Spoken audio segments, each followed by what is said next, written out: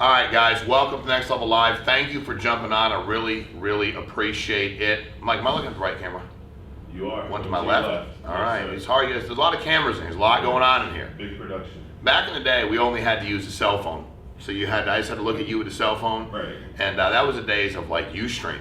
Remember those? Yes. You'd stand there with your laptop and hold it up. You really couldn't see it. So we'd be like, did you get in the training? Guy told me one day, he goes, I got in the training. I can't hear you and I can't see you. And I was like, oh, my bad. Okay. Because the Wi-Fi would go out all the time. We'd lose the signal. So anyway, those days are gone and we're on to bigger and better things. So thank you very much for jumping on today. I want to get it. We have John Wetmore's interviewing Zac Twardowski today, which we're very excited about. Zac is, I like people's backgrounds. The stories are pretty neat. You know, Zac comes from a family of, they're doctors. Everybody, you become a Twardowski, kind of the lot in life is to become a doctor, which means they're smart. In the Mike family, we don't have any doctors. Nobody's raised, Sizer family, no doctors. They're not like, hey, go to medical school. Like, I'd have to apply, I'd have to get in, I'd have to pass tests. Super bright and, just decided, I don't want to go that route. Great family, supporting them, like, hey, good for you, and let's give it a shot. And has become very profitable. Just relocated out to Denver and running an organization, got staff, a phenomenal producer. And I think what's great about Zac's story is Zac will be somebody who will tell you he's not been comfortable. He's learning, right? Still sells $300,000-400,000 grand a year, but he wasn't born to go sell. I always like people that are trained and teach. I love everybody. I love to hear from everybody and what they're doing, but I really connect when somebody's like, hey, I didn't have any background, I didn't know what I was doing, and boom. It's kind of like, so how'd you learn it, and what did you do? And we have some people that just sell, and Mike, whatever we sell, we're order takers, right? So anybody can do this, and I don't think I can go sell anything, but I know I can take orders, and from people who are looking for help. So anyway, Zac's got a great story. Our spotlight of the week, right, Mike? Agent of the week, spotlight of the week, agent spotlight of the week. I had him each individually. Zac Carpenter. Right. Same thing, man. You look at Zac, he's younger. Relative to me, most people are, but he's younger. And you start looking at what he's doing for the business he has, his family, how much he sells. He's a machine helping people out. He's an Americo HMS machine, returning from. I'm a big cash back option, give you all your money back kind of person. That's always made sense to me. That's what attracted me to this business.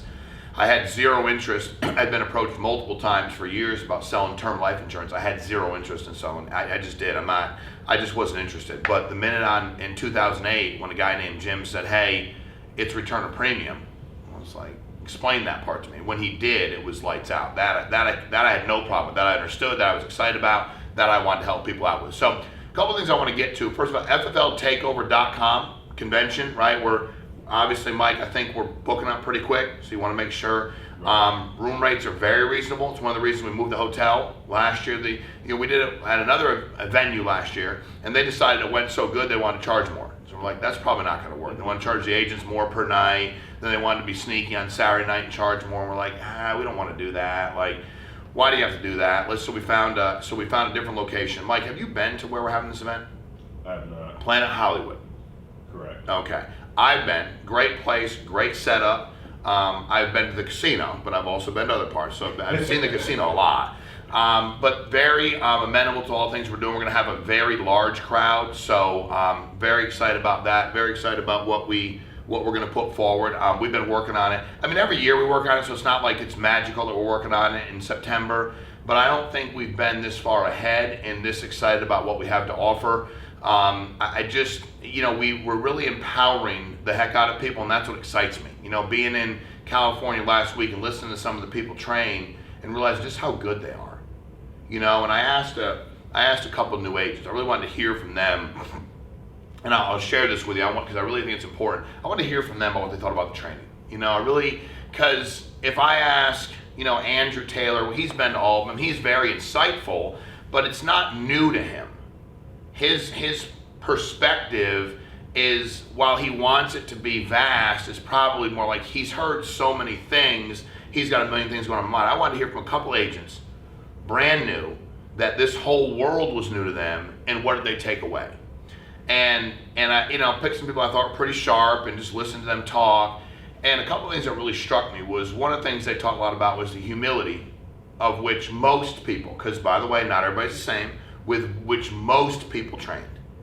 How unbelievably humble they were, and how they taught us, what these people said, us, that anybody can do this. They said, I walked in this meeting not thinking, they said, I walked in here thinking I couldn't do it, Sean. I came to the meeting, I want to make money, but I really, on my way in, thought, I won't be able to do this. They literally said, I was telling myself that, I can't. As much as, and they said stuff like, I bet some people are doing it, but they're different than me. I bet most people don't make money. Those are the conversations they were having with themselves. And they had been part of other companies where that was very much the truth. And they said, we got done after 5 hours. Do you guys realize that just almost pretty much every man, woman that was up there said, anybody can do it. Like, anybody can do it. When Teresa got up there, she hit VP, and, Paul's like, he must have asked me like 9 times doing business about me. He's like, we have her award, and she hit VP, and I'm like, dude, I'm not going to forget it. It's just one thing. Like, I know I won't forget the one thing, right? But he's so excited. He's like, just don't forget. And how emotional she was, but how emotional she was for the people that she works with. Another agent stood up, talked about what she did for her. They're not even the same group. I just was blown away by where people are at and how excited they are about other people winning. See, people always say, what's it take to build a big business? A deep concern for others. You have to be willing, and if I told you what some agents do for other agents on a daily basis, from leads to helping them out with a multitude of things, you'd be blown away. You got an agent that I've been with for 2 years, and he said, listen, I don't talk about this much because he's told me not to. That's why I won't share their names. He said, but I was in a really bad spot, and the things he did for me financially for a couple months to help me get on my feet, I can't even explain to you what that meant to me. And as he was telling me, I was like, God.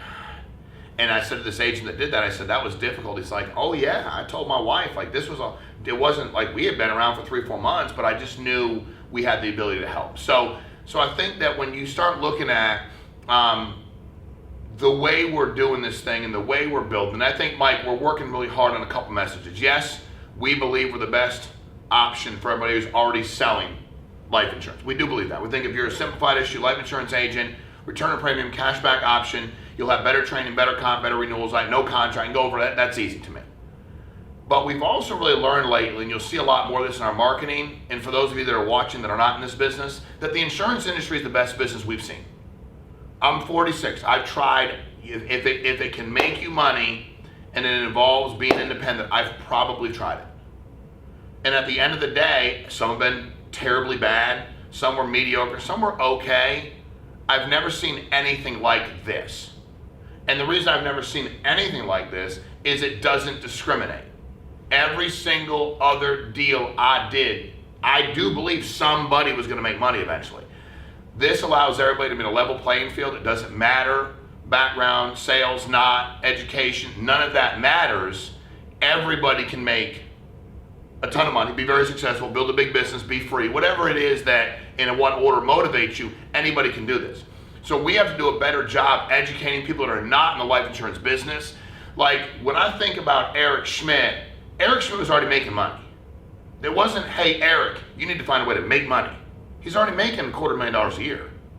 So, and that's, listen, that's pretty good money. I mean, statistically, Mike, that's more than the majority of people, the vast majority of Americans make. That's a lot of money. But for me, it was like, Eric, do you know how awesome this industry is? Do you know how great it is to truly be in control of your deal? Do you know how great it is to actually, because as much as you're in the car business, like he sold me plenty of cars. He didn't change my life. Buying a car don't change your life. I'm just, if it does, get into something else. I'm just, like, it's a car, dude. I mean, the Yugo got me somewhere. My Dodge Omni, when I first got one, went there. You know, I get an Escalade, that gets me there. It's just a car.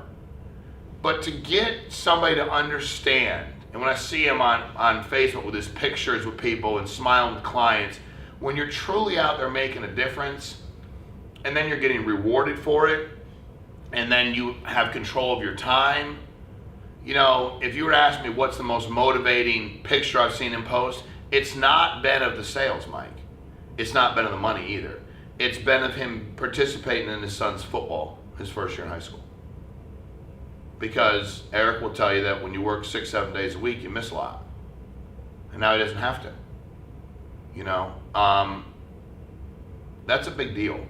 You know, so Eric wasn't in the industry. I mean, I have a million examples out there, but people were not in the industry.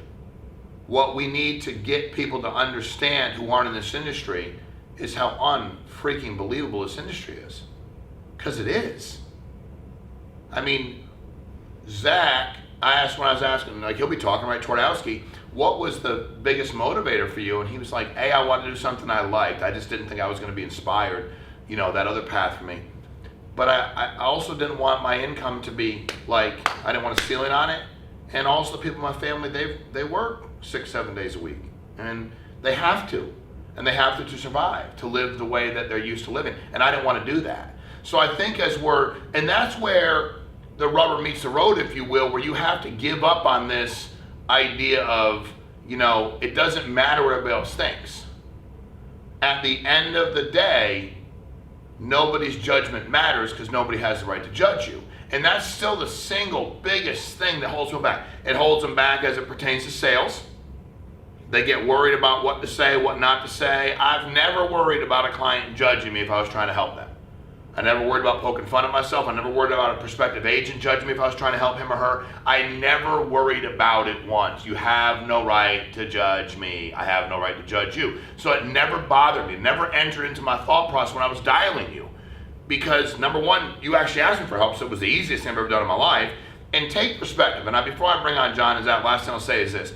I want you to take a step back in your life and think about the times that have been like truly, truly difficult. Because calling people on the phone that ask you to call them is definitely not going to be the top 1,000. But when you're doing it at the moment and you're fixated on it, you can kind of lose perspective. Think about difficult times in your life where, for me, I transitioned out of social work. Mine was like immediately easy. It was like I was talking to people about these horrible things that were happening to kids and the sexual assaults and the physical abuse and child fatalities, all of that, which was horrible. But even before that, I think about other things I had to deal with. Not being able to afford my kids' formula, not being able to pay mortgage on time. Calling somebody that asked me to call them, real estate, I'll use that. That wasn't like driving people around all weekend long that had no intention of buying something. Calling somebody that asked me to call them. A person looking for an opportunity that contacts you. And you have to accept too, every time, Mike, if somebody asks me a question, they're trying to get one or two things out of me. What are they trying to do, Mike? They're either really looking for the answer. They either really want the answer, that's one of it. They could really want the answer, or what are they doing? They're trying to intimidate. They're trying to intimidate me. Bully me, mess with me, and I don't do well with that. Because I don't bully nobody. So I don't do that to you. I don't go to a meeting and stand up and ask a question and try to mess with people. I don't do that. And I don't take it from anybody else either. I'm not going to walk around and bully anyone, but I ain't going to be bullied. If I come to your house and I took time away from my family, away from my kids, I'm trying to help you, it's 10 o'clock at night, I'm going to be nice and respectful and professional.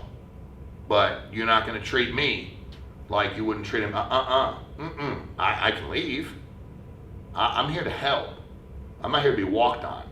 If you call me, and there's nothing wrong with that. And people, because you want to know what the passion behind that means, I have enough activity. I have plenty of people that need my help. And I deeply want to help. If I didn't believe in what I was doing, if I was selling pens and I claimed they were the best fountain pen ever, I don't know if fountain pens exist anymore, nobody writes anymore, but if they were the best pen ever, and they really weren't, but everybody was telling me that, and you didn't want it, and you treated me like garbage as I was trying to sell you the pen, I'd probably just deal with it. Because I'm really kind of peddling a pen, like who cares? But I'm not gonna be made to feel less than who I am because I'm trying to help you with life insurance, which may be the most important thing you ever purchase in your life. What I'd say to people is the reason why I take this seriously, this is the most important purchase of your life. There's other things you can do that are more important, but as far as things you purchase, because you're purchasing something that protects other people, you'll be gone. The ultimate testament to your selflessness is purchasing life insurance. You're paying for something that you're never going to derive a benefit from, but your family, who you care about, friends, whomever it is, they're going to derive a benefit because of your selflessness. So no matter what else you've done in life, this is a testament to how much you care about other people over yourself. That's why when somebody pays X amount to have a bigger benefit, I go, I appreciate how much you're concerned for others over yourself. So John Wetmore, Zac Twardowski, two people that certainly care about other people, building big business, selling a lot. Turn it over to you. Thank you guys for being on FFLtakeover.com. Appreciate it, guys. Hey guys, John Wetmore here out of Atlanta. I got my buddy Zac Twardowski with us do you say you're from Denver? Like I say, I'm from Atlanta, even though I'm not. I'm like, not in Atlanta. Okay, cool. So out here in Atlanta, Zac in Denver. Those of y'all that don't know, Zac has been with us a couple years now. He will definitely hit Hall of Fame again, 2 years in a row. I think last year was his first full year. I think started a few months prior to the year. Issued like 406,000 last year. We'll probably surpass 500,000 this year.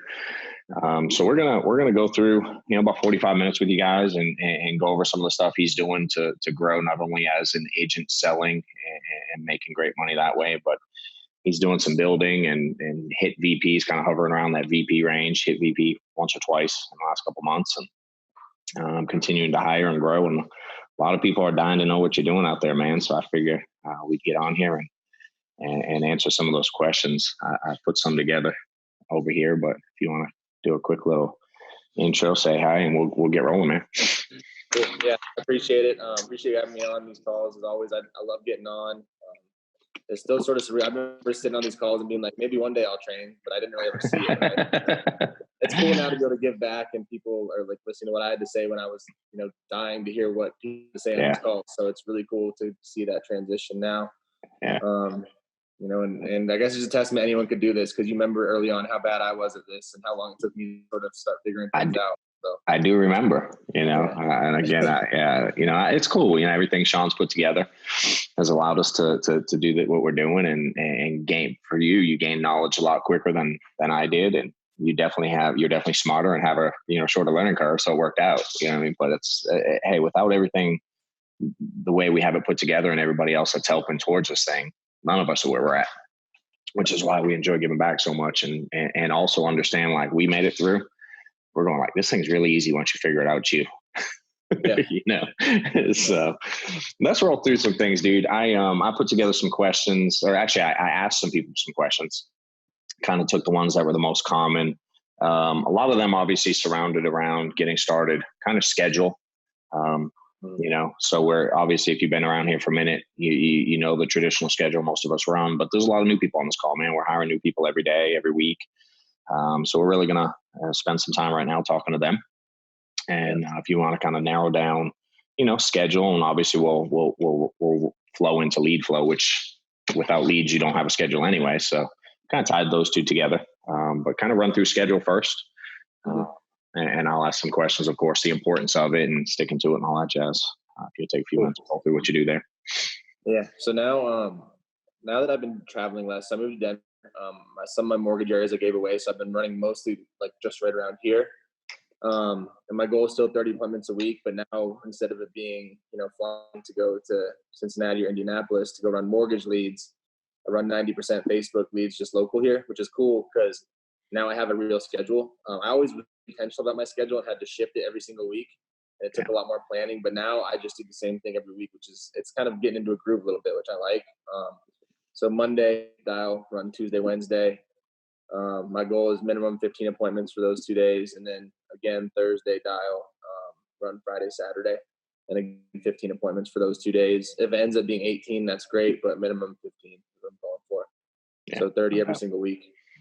Yeah, makes sense. And that's like, talk to them about the importance of that 30, man, and getting there, right? Because you didn't start out that round 30 right away either. But not only the importance of doing it and why 30 is so important, versus the person out there trying to succeed running 12, right? And then kind of how you got there. Because, of course, not everybody can come into it and drop all the money they need to in leads right away. But you can make that transition happen really quickly if you do it right. So talk about the intentionality behind getting there if you're not there today.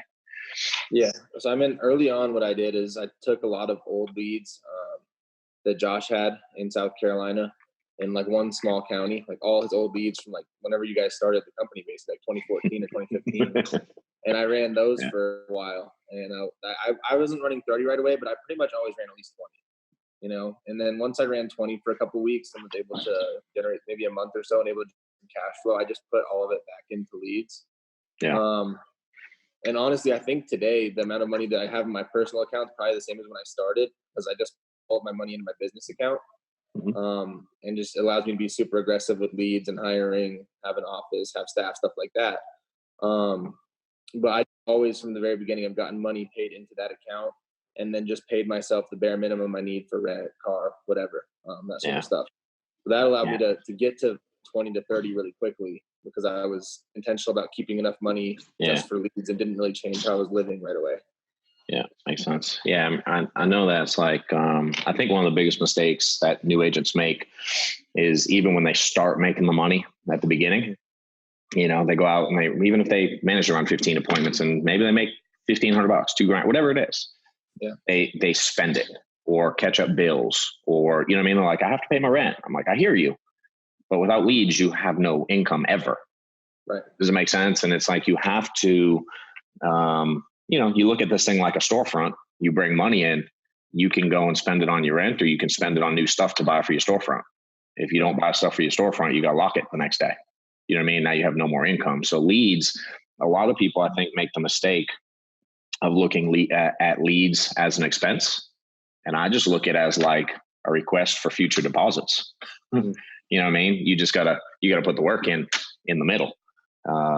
You know, and I know that's a struggle for most. If you guys are new out there and you're trying to transition out, like, just keep eating on ramen noodles for a couple more weeks. It is what it is, you know, and if you have the money, just manage it well. Like, I think one of the biggest secondary things, dude, that we see a lot of is a lot of new agents deposit their money into their personal account, like the same account they pay their bills out of, or their spouses see. And that's a killer. You know what I mean? Because they don't understand this is a business. Sometimes it's like, it's just a job. But if, you know, Chick-fil-A deposited their money into some dude's personal account, it'd be kind of weird. Very weird. Yeah. You know, it's like, so just, I think it's paying attention to stuff like that. Talk to them about lead flow though. And let's get specific with it, what you're doing. And, you know, I'll have some questions around that as well. Gotcha. So what I changed from doing was previously, like I was saying, I was running, you know, 70, 80% mortgage leads and traveling quite a bit, which is great. But then I heard Sean say it enough time, like, hey, you can get, you know, 4 Facebook leads for the cost of 1 mortgage lead. Yeah. And I was like, well, that's good for me because I don't close high anyways. Run more appointments, I should have more business, right? So when I moved out here, I kind of changed to where I had a bunch of counties when I moved here, and I gave a couple away to some agents. So now I get, in a really great week, maybe 8 mortgage leads, probably about 5 to 6 a week now.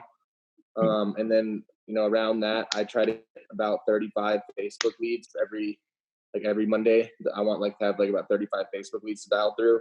And then I have maybe 3 to 5 more, probably about 5 mortgage leads and ones that I still kind of go back to and try to reset those ones. So about 40 leads, you know, for every 2 days. And from that, with the 35 Facebook and about 5 mortgage, I can usually pull minimum 15 appointments from those. Yeah. So like worst case scenario type numbers, right? So 40 something leads to get you 15 appointments, which makes sense. Yeah. It's, you know, you book about a third of them. And if you can sell a third of them, you know what I mean? You're making money. Not that you can't sell more, but I'm going, even if you're new, if you book a third and sell a third, you know, you get 100 a week, you book 30, you sell 10, you're at your 10 grand plus, you know, 10, 12 grand selling that. Yeah. Again, it's like, I always look at this thing too. Like, I know a lot of new agents they worry about the risk of buying leads, you know, and I always try to explain to people, dude, that it's actually, you're putting yourself at a disadvantage getting less leads. You know, the sooner you can get more, the better. You know, if you look at, and I always try to tell people this, I won't get too heavy in the numbers. I'll keep it super simple. Yeah. But like, if you're trying to make 100 grand, right? You've heard me do this a bunch of times. If you're trying to make 100 grand, it's netting 2 grand a week, right? In order to do that off 30 leads, right? It costs you $500 for 30 leads, roughly. You know, you have to sell $2,500, $500 in leads and 2 grand. To do that, you probably have to make, you know, 5 sales, right? 5 sales, $500 each, $2,500, you know? Whereas if you put 100 leads in, now it costs you $1,500, but to net 2 grand, you only got to make 3,500. So it's 7 sales. You know what I mean? It's like 7 sales minus 1,500, but now you're $2,000 again. So I'm like, which one's really more risk? You know, having to close 5 out of 30, right? Or close 7 out of 100. You make the same money net, right? And you got to be terrible to only close 7 out of 100. You know, well, to be frank, when you're brand new, I mean, dude, not everybody's closing 5 out of 30 that they buy. It's just the reality, you know. And then it puts this stress here, right, which makes you not as good on the phone or in the home because now you're worried about you. You know, so we understand that part. And if you're brand new and you're there, get out of it as fast as possible. Like we're not confused. That stage is terrible, you know. And then you have to be real, dude, is understand that really you're part-time, you know. So if that's all you're doing is getting 20, 30 leads a week and running 5, 6, 7 appointments, just hopefully you're not sitting at home on your couch all day, you know, because the reality is what can you really expect from that part-time of a gig? And I get it. We have to train. I started part-time, you know, but I spent a lot of hours out working my job and, you know, door knocking and dialing people 27 million times a day, you know what I mean? When they weren't answering or whatever. So I think, and that's that I'm gonna cut you off. But the other thing people don't realize when they're brand new is have 30 leads versus having 100 leads. Your mentality is so different because you're not really worried about setting everyone. You're like, I'm just trying to get through this list of leads, and people can tell that too on the phone. Right? They're like, man, this guy sounds busy and like he doesn't really care. Yeah. And then they want to book appointments with you, right? You're like, look, I'm just trying to get, like, I have a bunch of people to call today. I can come over at 2, whatever you want me to do. And they're like, oh yeah, please come at 2 tomorrow. You know what I mean? So having more leads takes the stress off of you because you're like, I got to get through so many of these people. You're not worried about setting a single one. Like you still want to, but you're not like stressed about it. Because you're not thinking that's $15. If I don't set it, I might as well just burn that one. You know? That's right. Yeah. So the more leads you have, you're like, I just got so much work to do. I can't be stressed about each individual I make. So it just helps you mentally too, be stronger. 100%. Talking about the phone, right? Let's kind of go through give them some tips, you know, on the phone, more about, there's 100 phone script videos out there. You know what I mean? It's like, it's not that deep. Hey, got your request, put it in. But I think where more people struggle and they don't know it, they think it's the phone script, right? Yeah. Like there's going to be some magical thing. Again, you have to be intentional. Like, you know what I mean? But it's not that deep of a phone script. I always like Maddox could memorize it today. Yeah. He has to does it really well. Yeah. He has to memorize Bible verses at school. And I swear to you, dude, his Bible verse is longer than our phone script. And he memorizes that in a couple days. So it's that part's so simple. The bigger mistake is how to dial, like how to go through leads, how to, you know, and I'll tee up here. It's like the biggest killer for people is the time between dial 1 and dial 2, from when they hang up to when they make the next dial. That gap, that adds up to hours and hours and hours a day, you know? So kind of talk to them about that, like, and kind of slow it down, dude. Like, you know what I mean? How you dial physically, if you could explain it to Maddox, you know what I mean? Because it's simple once you get it, but how to be the most efficient, how to dial, get the most people on the phone in a shortest period of time as possible. Because the reality is we all hate dialing. All right. So let's get it out of the way. So what I do is I get, first thing is I get to my office early, like usually between, well, today I was there at like 6:30, but usually I get there between like 7 and 7:30, right? Yeah. And I do that so that I can get my lead sheet out, click the top where the cities are, organize it so it sorts it, right? Sort of A through Z. So Denver's all at the top, then the other weird cities are all on the outside. Then what I do is I take the 2 different days I want to run, right? So say day 1, I want to run in Denver. Day 2, I want to run Parker, which is where I live at, right? So day 1, I have my Denver ones. Day 2, I have my Parker ones. And I put them in 2 separate sheets and I print them off. And then I'm ready to roll. That takes like 5 minutes. I'm ready to roll by like 7:45, right? Then typically what I'll do is I'll grab my mortgage leads because I understand they wake up a little bit earlier and they're probably driving to work or whatever. And I'll dial those ones between 7:45 and 8 a.m. I'll dial through them all 3 times each, see what happens. If I don't get a hold of them, I'll call them later around, you know, whenever I get know about my Facebook ones. Then what I do is I take my first set of leads and I dial through all of them 3 times each. So person number 1 gets 3 calls starting at 8 a.m., right? And I make it through that. There's probably 20 leads on that sheet. So I make it through that lead sheet. I called each person on that one 3 times in a row. So however long it takes, you're better at math than I am, right? But however long that takes. An hour or whatever, right? It's not all day. And then I go to the next one, right? So then I go to my Wednesday list, dial through that one 3 times each person. And then this is the crazy part, right? I go back to the first one and dial those ones all 3 times again, right? Yeah. And then I dial the Like immediately after, yeah, right? We're not waiting till after lunch or when they're home, or you know what I mean? No. Yeah. And we were talking Any about breaks yet? Yeah, any breaks at this point? No breaks, no, because I want to be done. You know, we have a meeting at 1:00. We do in our office. Like, I would love to be done by the time that meeting, and I'm not. So a lot of times I'm not, but I would like to be as close to done as I can by around 1:00. You know. Yeah. And the reality is, like, there was a day last week where I probably dialed each person, you know, about 15 to 18 times, and I didn't finish dialing until 6:00. But I understand those days are going to happen, and I stayed till 6:00 until I was done, and I just kept dialing, right? Yeah. Yeah. And there's also days where you're done at 11:00. So it's like, how many times do I have to dial each lead? It's like, I don't know, until you have 15 appointments is how many times you have to dial each lead. Give me a rough idea, dude. By the time you're at your training, you said 1:30. Y'all do it same as we do. We do it at 1:00. Yeah, 1:00. 1:00. Cool. Roughly, how many dials will you have by 1? Ballpark. A lot. I know it's not 40. 300 or 400. Yeah. Yeah. Probably. Yeah. You know, and I think that's a biggest struggle. Like we have a dial tracker sheet. Like, I don't think tracking dials is important unless you're not booking enough appointments. If you're booking appointments, who cares? You know what I mean? But I think if you guys are new and you're not satisfied with where you're at, get one of the dial tracker sheets. I mean, if you got to use little tick marks on a blank piece of paper, who cares? But about every group out there has some type of dial tracker. And what I like that for is it'll give you perspective. You know, I had someone send me one the other day, and he's like, I started at 8:47 a.m. Right? He had X amount of leads. I don't remember how many it was. And he sent it to me at like 12:45, and he had 47 dials. Right. I'm like, well, I mean, the sheet says you started an hour later than you probably should have. Right? Now, if you had 15 appointments, who cares? Start when you want to start. Like, nobody cares. But he was frustrated. And I'm like, I mean, you did start an hour late, you know, and you took 4 hours to do 40 dials. That's 10 dials an hour. Yeah. Like, what are you doing with all this time? Right. He's like, I was dialing. I'm like, bro, you know, I do this too for a living, right? Like, I've dialed for years. I know how long it takes to make that many dials, and it's like 30 minutes, you know? So if you guys will, again, hold yourselves accountable. And I think that's what most top producers do really well, is they hold themselves accountable. And you know, it's like, when we're asking for that kind of stuff, it's not to beat you up. It's to help you discover ways to get better. You know what I mean? Where your holes and your flaws are.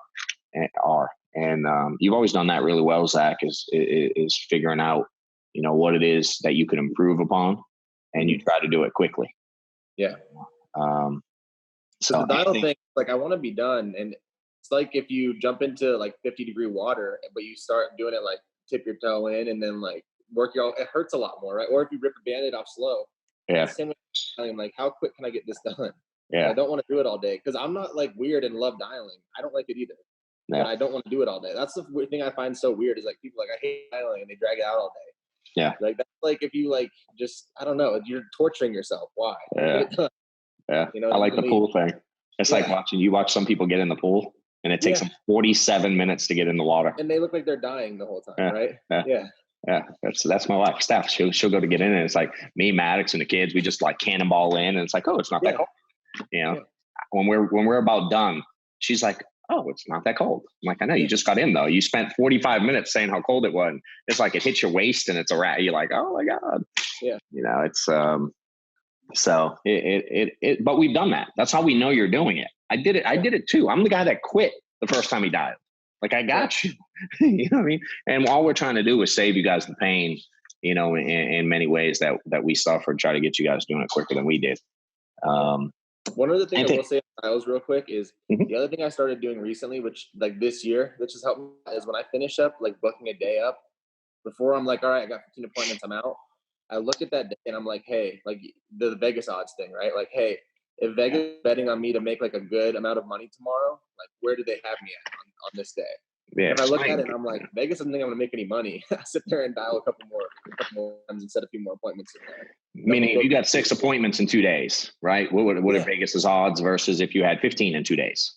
Right. Or even if I look at it and I'm like, a couple of those are pretty weak appointments, you know, because you know in your head, you look at it, you're like, yeah, Bob said he might maybe be home, but he doesn't really want it. He thought it was free, but I can come over. But I should probably book another one there. So I started looking at it and doing like a real like self-evaluation, like how good of a job did I do booking that day? If it wasn't very good, like, hey, it's still early, I can still book it in, right? Rather than because I've learned this sitting in the car all day and being like, oh yeah, that guy was not going to be there. I don't know why. I convinced myself he was. So you stop lying to yourself. I've done it enough times where I'm like, man, I hate driving around not seeing people. I can't sit still anyways. So me sitting in my car is as bad as dialing, you know? Yeah, no doubt. Let's talk. I just mentioned it, you know, about you learning this thing pretty quick. It's through the quality of your questions. You know, Killiman's always taught us the quality of your life is, you know, based on the quality of your questions. And, you know, you can be corny and go, the only bad question is no question, which is true. You know what I mean? It's like, but explain, you know, you and I laughed about this on your call the other day. You know, a lot of people, because I have no problem asking questions and I have no trouble coming up with questions. I was given that. I was nervous about reaching out to other people for questions, but the second I got the okay, I was, I mean, I've been wearing Killiman out with questions for 7 years. Right. You know, so I struggle answering the question, like, because a lot of people go, I would call, but I don't know what to ask. Mm-hmm. You know what I mean? How do you know what to ask?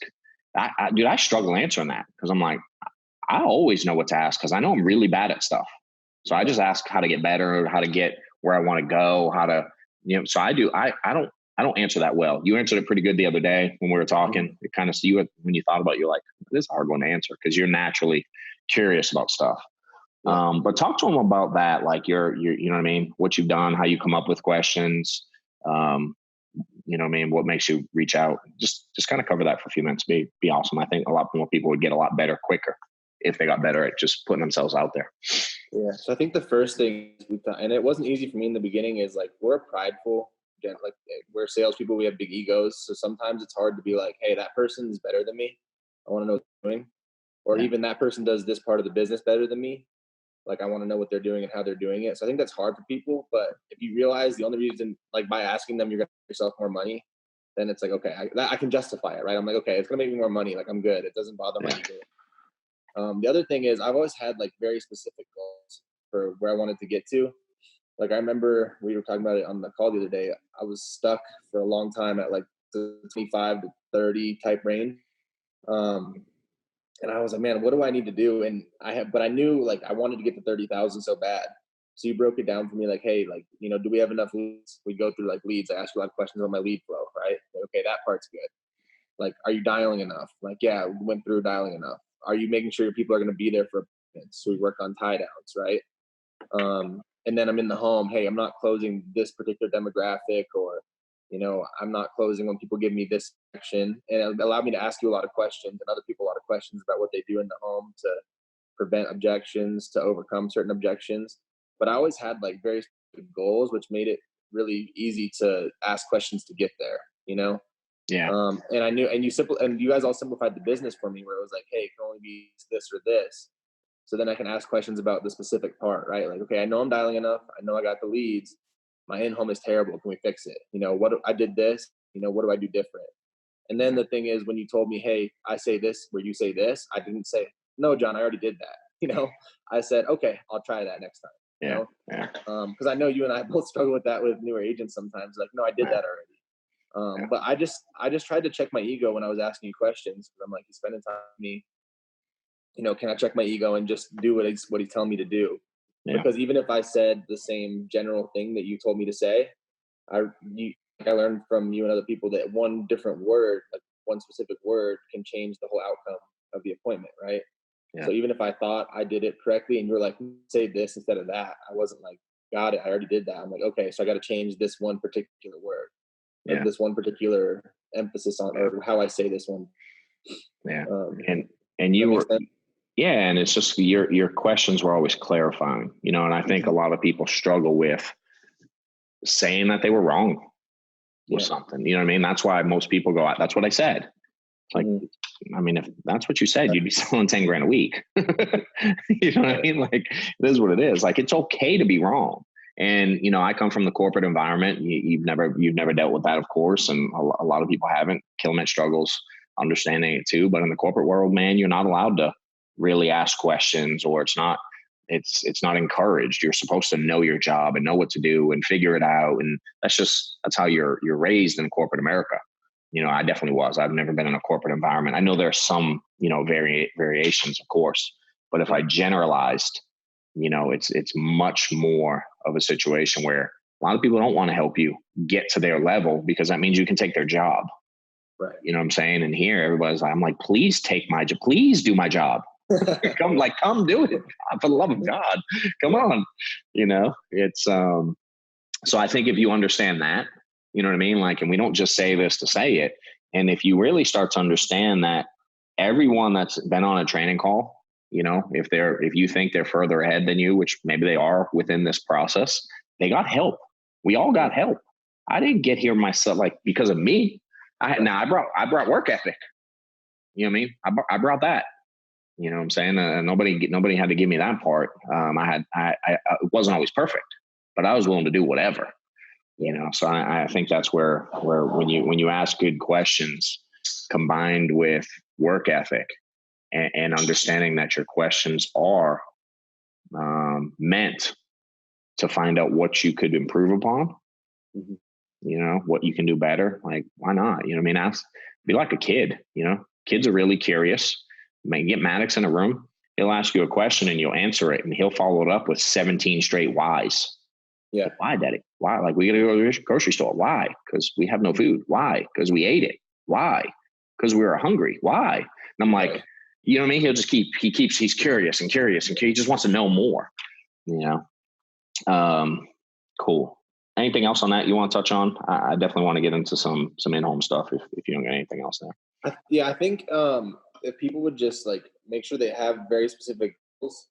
I know it's corny, they're talking about all the time, but it's like, I know exactly where I'm trying to get to, right? But like, of course you don't have any questions if you have no idea where you want to get to, or if you're good where you're at, like it's fine, but this is for people that are trying to grow.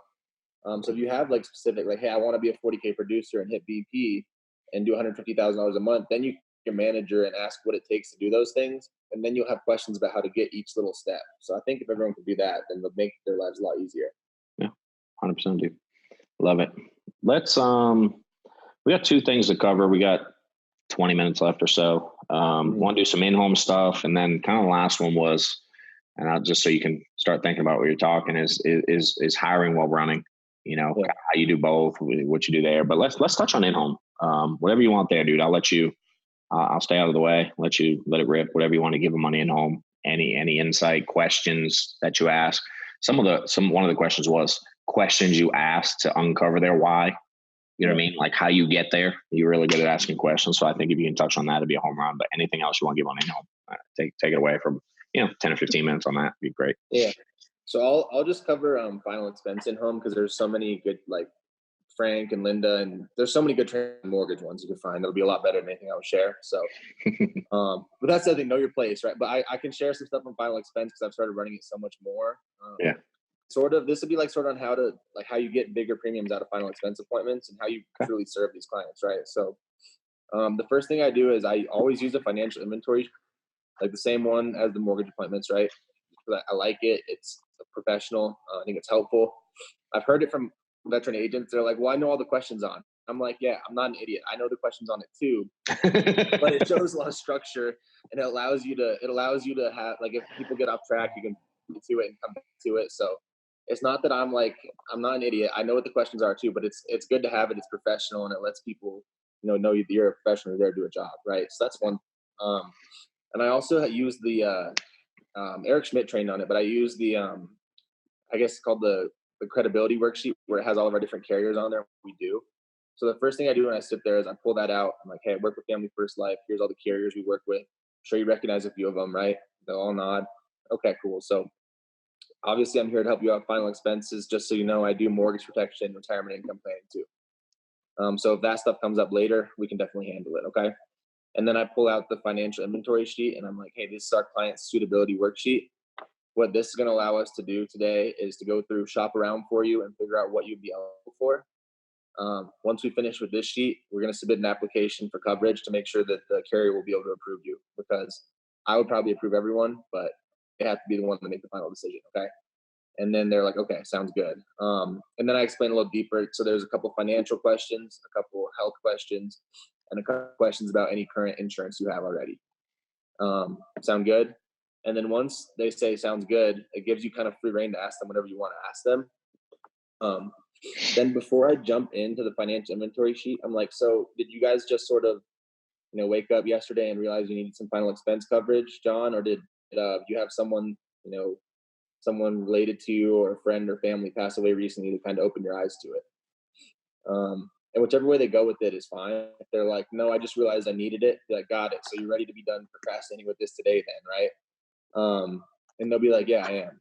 Like, okay, cool. And I kind of say it jokingly, but it's very intentional, right? Because then I can come back to it later on and be like, hey, remember when you said you're ready to be done procrastinating with this? Like, let's go ahead and get this done. Yeah. And then if they say no, like my Aunt Sue passed away, that's the one you get that a lot of times. It's like 89% of the people that do this do it because they had someone pass away recently. And they're thinking about it, right? And they don't want to burden their family with anything. So then from there, I ask, hey, did they have any insurance? Did they not have any insurance? Either one is great, because if they did have insurance, hey, do you know how much they had? Was it enough to pay for everything? How much did all their final expenses cost? And if they didn't have insurance, like, hey, like who had to pay for that? Are they struggling now? How much insurance would they have needed to cover everything? Do you think they wish they would have taken care of that before they passed away? Like, I asked them a lot of those type of questions, right? And then I just sit back and listen for like 5-10 minutes, and they will tell you the craziest stories and tell you everything you need to know right there, right? Like, hey, no, she had 20,000. There was still about 10,000 left over. She had a house that wasn't paid off, and some cars that weren't paid off. So the kids lost that. Whatever it is, they'll just start going into what happened in that story, right? And I've never been someone that's great at storytelling, but I figured out a way to let them tell me stories that are more applicable to their life, right? Yeah. And then I can reference them later on in order to help them, get covered, because I know it's important to them, and they told me why it's important to them right there. So then after I get that out, before I even jump into the financial inventory sheet, right? So then when I get that out, I go through, ask them, let's just say it's a single person, go ask them their income, figure out where their income comes from. And then I move on to, I ask them the section below that, do you have a mortgage or any other major bills? And a lot of people have mortgage or rent or whatever, but they'll be like, yeah, I have, this credit card bill over here for 10,000, car for 10,000, student loan for 15. I got it. So I assume you don't want to burden your kids with paying for that stuff as well, right? They're like, no, I don't, and something I'll get earlier on too is because I always ask about people's family. I'll backtrack a little bit. They'll tell me, yeah, I have 2 kids. I ask like a lot of questions, like, what do your kids do? Do you have grandkids? All that sort of stuff. So I can just understand like all the players, so to speak. So I can kind of read everything. If they tell me I have a kid who's like a lawyer or a doctor, engineer, whatever, like someone that earns a lot of money, I used to get that a lot with final expense, and then people would on that. But now what I say early on in the appointment is, got it. I'm sure you would think it'd be unfair to strap them with your bills, right? And they're like, oh yeah, absolutely. But if you try to do that at the end, it doesn't work, right? But if you can do it early on, it does work. Yeah. And I'll be like, yeah, you took care of them for your whole life. I'm sure you know that even if they're a doctor, $10,000-$15,000, they'd probably rather spend them in their kids' college than on your bills, right? And they're like, oh, absolutely. So anyways, when I get back to the bill part, then I kind of reference that again. Okay, so you told me you needed about $10,000 to cover your final expenses. You have about $30,000 in debt that you would pass on to your family. And at that point, you do it right. At that point, people will be like, oh my gosh, like I need like $60,000, $70,000, $80,000 of insurance, right? Yeah. It's a good problem, because then I can talk them down a little bit. Hey, wouldn't at least having something in place, be able to pay that off, be good, right? Yeah. Or if they're like, I need 100,000, so you need as much insurance as you can afford in your budget, right? No, Zach, I need 100,000. I got it. So you need as much insurance as you can afford within your budget, right? And they're like, yeah, that's right. And I just do that to clarify, to make sure we're on the same page, where they won't give me the all or nothing objection. Like, I only want 100,000 or nothing. Yeah. So then for them prices, it's really easy to be like, okay, so you told me you have all this debt. Let's look here at 30,000, 25, and 20,000. Which one of these comfortably fits into your budget? We can always get you more insurance later once you settle into this one. So which one do you want to do? Yeah. That makes sense. Yeah, dude, it's all really direct. What stands out to me is the intentionality of it. And it's like, you try to see what could be coming, and your questions are posed to avoid that obstacle. Fair. Right. And it's, if y'all could start to understand that, because one of the biggest things we get, and now that you're hiring a lot is, I run into, I want to think about it a lot. You mean, how do you overcome? I want to think about it. I'm like, I'll be honest. I'm terrible at overcoming objections. Yeah. But I'm really freaking good at preventing them. You know what I mean? Like, it's just, you get good at that. You make a lot of money. You want to bang your head against the wall on overcoming. You know what I mean? If you want to fight, I want to think about it all day long.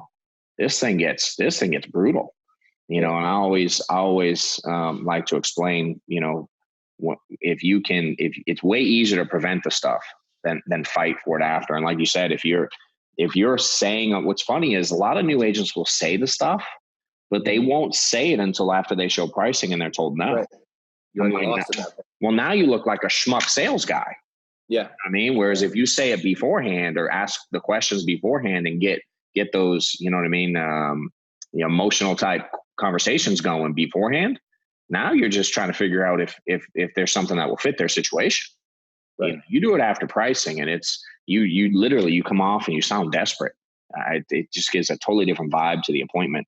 I explain the thing. Go ahead. Okay, I was saying, and if I get to think about it, and they've told me early on, like, yeah, I just realized I needed to take care of this, or yeah, my Aunt Sue died, didn't have any insurance.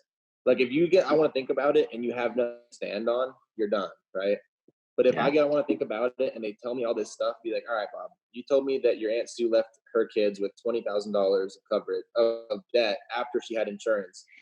Do you want to do that to your family? No. Okay. So which one do you want to do? No. Right. But it gives you something to stand on. If you ask enough questions, understand their situation. And it's because I care about them, right? I don't want them to leave their kids in a bad spot. But it gives you some ground to stand on if they do give you an objection, right? Yeah. So, or like, I want to think about it. Bob, you told me you procrastinated this for 70 years. You told me earlier you don't want to keep procrastinating it. So do you want to start with this lower one here? It just gives you some sort of ground to stand on to help them. It's funny. All few examples you just gave, you used their words. Yeah. And then did a close. Yeah. Their words, which one you want. Their words, which one you want. You know what I mean? Versus, and to be fair, when you're new, I know that's uncomfortable. Yeah. I know. Get over it. It gets better.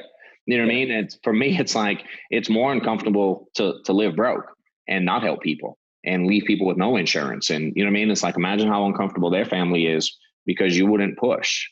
Right. And if you look at it like it's your family, you know what I mean? If your family were doing something like that, or your spouse or your kids were leaving you guys in that type of situation, you'd be like, Mom, what are you talking about? You just said XYZ. Like, which one are you doing? You know what I mean? Yeah. No, come on. Yeah. Stop. So, and the other thing is too, the other one I use if I want to think about it is I'm like, all right, Bob, would you still want to think about it if you were going to die? If you were to die in a month from now, would you still tell me you want to think about it? Well, no. All right. So is there any way you don't know that you're going to die in a month from now? No. Okay. So which one do you want to do?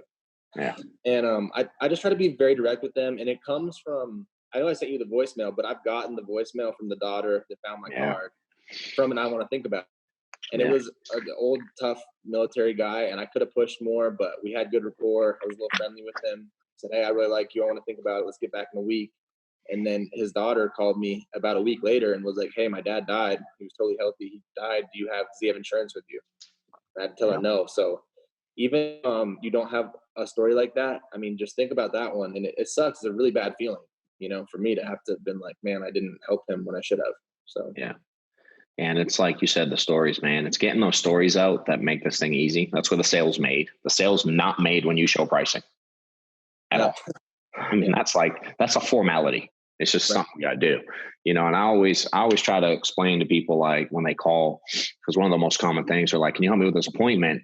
And I'll go, all right, what'd you say? They said this, and I'll ask questions. I'll be like, well, what did they say would happen if Bob dies? Well, they'd be in trouble. Well, define in trouble. Yeah. What do you mean? No, define in trouble. Like, give me details. Right. Like, who would have to call the funeral home? They go, I don't know. Well, who would pay the bills if they died? Well, that's what I told them. I'm like, wait, what do you mean that's what you told them? Like, no, what did you ask them? What did they tell you? And it's, for me, I always try to explain to people, dude, if you're leaving a house, Zach, If someone dies tomorrow, like Bob you sit with dies tomorrow, you should be able to tell me the story of how this thing plays out for Mary. Does that make sense? With or without insurance. You should know the story without. Does that make sense? And I always try to relate it to a movie. It's an easy analogy for me. It helped me remember it. Like Steph, it kind of half drives her crazy now. She's used to it. We go to movies, I fall asleep. And then at the end, I ask like 900 questions about the movie because I didn't see most of it. You know what I mean? I'm like, well, what happened to this guy? And what happened to the wife? And I saw him get run over by the train, but then what happened to the kid? And I want to know like how all the pieces tie together. And she's like, so now during movies, she just elbows me every like 2.5 minutes, make sure I'm watching. Right. You know, but you should be able to, I just looked at it like that, like as if I fell asleep mid-movie and I want to know the rest. So like they die, that's mid-movie. How's the rest of it play out? If, you know, and I think where a new agent struggle is, they allow the client sometimes to answer in a way that's like this fantasy land, best case scenario answer. My Uncle Bob will take care of it. You know what I mean? We'll figure it out, like all this stuff. And it's like, why are you kid thing? Same thing. Yeah. Yeah. I mean, it's all just, so let's talk about again, and no offense, what they say on the bad side, we don't know is going to be true either. Right. Does it make sense? But it's way more likely. So and that's what insurance is for. Insurance isn't for, you know, rich Uncle Bob saves the day. And the reality is if you die and they still get the money. So who cares? This is to cover worst case scenario stuff. So if you guys can learn to, when you're done, be able to explain like this would happen, that would happen, this would happen, this would happen. That's where the whole value exceeds price deal. You know, if you're selling 10 grand for $82, that's not worth anything. But if you're selling, you know, Mary not having to move across the country with her sister Susie and pack up the kids or whatever they got to do, that preventing that for $82, that's worth it. You know, and that's the thing you said, like you don't make any by showing prices, right? And I think that people miss that sometimes. Like I don't show prices until I'm like 95% sure I'm going to sell it, right? Yeah. So when I get done with everything, quote it, I'm like, all right, so let's look at 35, 20, 20,000. Does that seem like, is that basically what you were looking for? Yeah. Yes. Okay. And then I'll go quote it, right? Spread it out like 30, 25, 20. Is that about right? To cover everything. Yeah. And I'll get like a verbal agreement before and they'll tell me, yeah, that sounds good. And then I'll show prices, right? It's just a matter of picking out whichever one they want. Hey, everybody when they hear Matt Smith go, trial close, what's that mean? Dude, Zach just gave 47 examples of trial closes. It's a home run, dude. Cool. Let's wrap up. We got about 3 minutes. Let's wrap up with some like hiring while running thing. You know, the quote unquote balance, which we understand it now looking at this side, but just talk about it. A couple minutes, what you're doing. Because, you know, I'm looking at numbers behind the screen here. In January, do you know what your team did? Whatever I did, probably. The exact same number you did. It was 30 grand. Cool. There was no team, you know, and, you know, I think in 6 months from when you really started hiring, I think you hit VP the first time in maybe June or July. Correct me if I'm wrong, but it was pretty quick once you turned it on. It took you a year plus to turn it on. So talk about what you're doing, man. You know, a couple minutes, just tell them what you're doing out there. A lot of people would be happy to be where you're at today. So. Right. Yeah. Just, while running, I mean, I'm always on the phone with new agents, with new hires or whatever. I have staff now that helps cut down on some of that stuff. But I think if you're really going to take it to the next level, I think that's important. She does a lot of my initial interviews and I follow up with people. But to answer your question, while I'm running, I'm on the phone between appointments. And then in my appointments, I'm on the phone too. And then after my appointments, I'm on the phone. So I'm just always talking to either new agents, helping them with their appointments, or talking. Thing's magic. It's the magic right here. Right. Or and if I'm not on the phone with new agents or with people I'm hiring, I'm usually calling you, hey, how do I fix this situation? How do I put it here? Yeah. You know, so I don't think I've listened to, I don't even know what the top 10 songs on the radio. I don't listen to the radio at all. Just on the phone constantly with new agents, hiring, and getting advice from you or Mike or Sean or someone like that. So to answer your question, there's no balance when you're starting to hire. Amen, brother. And even if, real quick, touched on it, just if you're new and you don't have ads running, you don't have staff, just take 2 or 3 of your warm market from not knowing to knowing. He said that at our meeting in Denver, like knowing about Family First Life to knowing about Family First Life. And that's something that I need to do a better job of with my warm market. So his training was awesome on that, but I think it's just a great concept. Take a few people from not knowing, show them some videos, see if they're interested, and do that over and over again. Yeah. And hey, I always tell, like, even if you're new, when you're wanting to hire or if it's a vision one day, right now, just give someone else the same opportunity you have. we'll train them. I mean, they have access to the same resources you all have. You know what I mean? So if it's on your radar one day, why wait till you're good? You know what I mean? Right. Like Mike says, you may never be good. You know what I mean? Right. Hey, Kilmet's the first one to admit that he's not a Hall of Fame producer. Right. But boy, he's got some team volume. I would trade the Hall of Fame thing for his team. So, y'all just go out there, offer the opportunity to people. You know what I mean? Give them the resources, point them to us, and we'll help out. And if you're serious about hiring, do it a lot, do it often, put a lot of money into it. That's why we sell a lot, so you can invest back into it. Staff, ads, recruiting, all that jazz. So, dude, I appreciate your time today, Sean. Thank you for everything you do. Of course, everybody at corporate for putting this whole thing together. And all we got to do is hit a button and talk for a little while. This is a lot more pieces behind the scenes than we can add. So everybody that's involved, man, appreciate all of you. And anything we can do to help, let us know. Otherwise, y'all have a great day. Later, dude.